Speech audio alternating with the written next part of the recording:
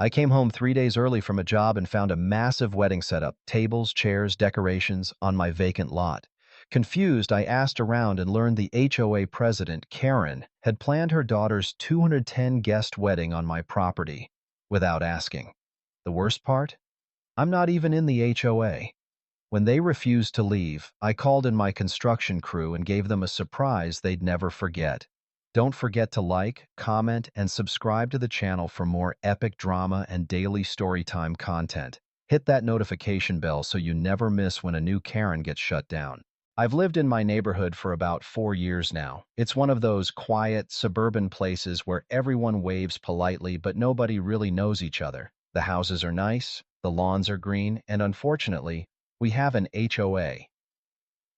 Now, when I moved in, the HOA didn't seem too bad. The rules weren't crazy, the fees were low, and everyone kind of minded their own business. That all changed about a year into my time here, when a new HOA president took over. Her name is Janet, but everyone calls her Karen behind her back.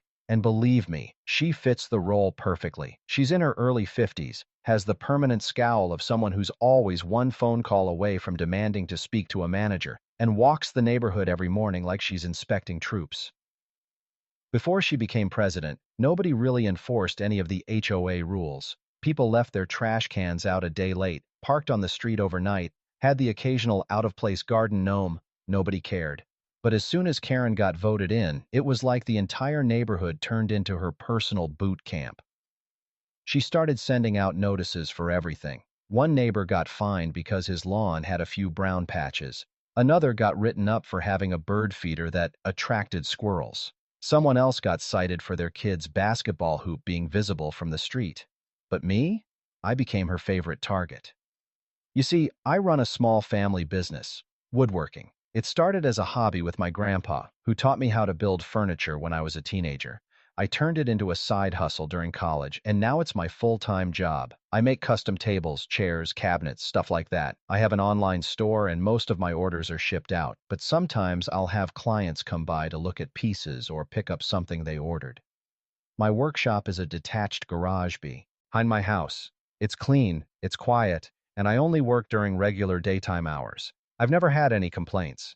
That is, until Karen noticed a delivery truck dropping off lumber one afternoon. The next day, I found a bright yellow envelope taped to my front door. It was a violation notice for operating a business on residential property, citing HOA Regulation 3.15 or something ridiculous. I checked the rules. It said you couldn't run a business that generated excessive noise, foot traffic, or street parking. Mine didn't do any of that. I sent an email explaining that my workshop was legal, quiet, and had been in operation before I even moved in. No response. A week later, I got another violation, this time for unsightly equipment visible from the backyard.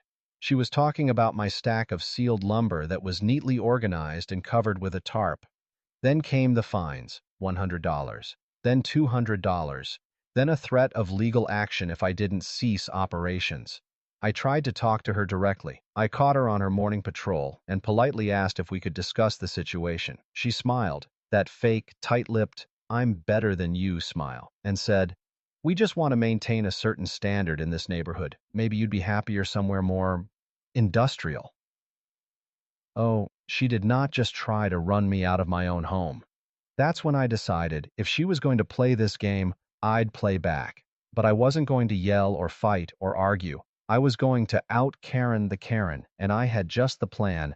Next to my property is a vacant lot. It's technically zoned residential, but it's been empty for years. I found out from a friend in real estate that the owner was an out-of-state investor who inherited it and didn't want the headache of maintaining it. So I made an offer, a good one, and within a month, the lot was mine. Now here's the thing. Karen's backyard backs up to that lot. Her pristine, over-landscaped, HOA-pampered backyard with her koi pond and white picket fence is directly adjacent to the property I just bought. The very next day, I submitted paperwork to the city for a permit to build an outdoor woodworking education space. Basically, a covered pavilion where I could offer weekend woodworking classes to local hobbyists. Totally legal, totally zoned for it, and completely outside the reach of the HOA. I also applied for a small signage permit. You know the kind. The wooden signs with the curled letters. It said, "The Workshop at Pine Ridge, Eston 2023. I installed it right by the edge of the lot, where it could be seen from her breakfast nook. Then I set up the pavilion. I built it myself. Heavy timber frame, cedar shingled roof, string lights, and a few benches for students. Every Saturday, I hosted a class.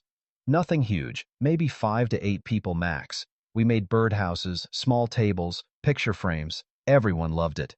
Except Karen. The first time she saw it in action, she practically sprinted over like a rabid squirrel. She demanded to know what I was doing. I calmly explained that this was not my residence. It was a separate property, legally owned and operated under a business license filed with the county. She sputtered something about neighborhood standards and eyesores and disruptions, and I just pointed to the zoning document posted on the side of the pavilion.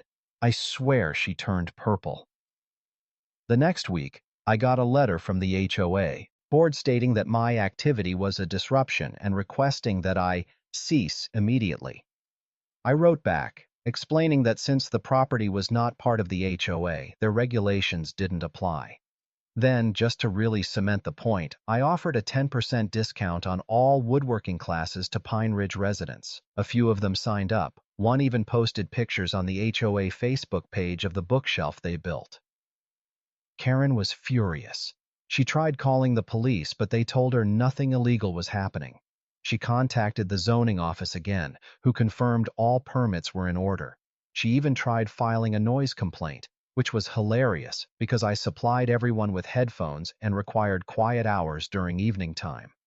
When that didn't work, she resorted to passive aggression. She started planting tall hedges along the property line, installed a motion-activated sprinkler, set up a fake "no trespassing" sign pointing toward my lot, so I responded in kind. I built a beautiful, handcrafted privacy screen along that side, 12 feet high, made of reclaimed oak and inlaid with carvings of squirrels, birds, and little garden gnomes. Classy, elegant, and just obstructive enough to block her entire backyard view. At this point, the community started catching on. People were tired of her nonsense. Some of them had their own stories, fines for lawn chairs, flags, even flower colors. During the next HOA election, someone new ran for president, a retired teacher named Mrs. Hughes. Sweetest woman ever. She promised to bring back common sense and transparency. She won in a landslide. Karen was demoted to secretary and promptly quit. She sold her house and moved out within 3 months. Rumor has it she tried joining another HOA in a nearby neighborhood. I can only imagine how that went. As for me, my workshop is thriving. My classes are full, and every time I pass by that little privacy screen, I can't help but smile. Because sometimes the best revenge isn't loud or angry. It's quiet, skillful, and handcrafted from solid oak.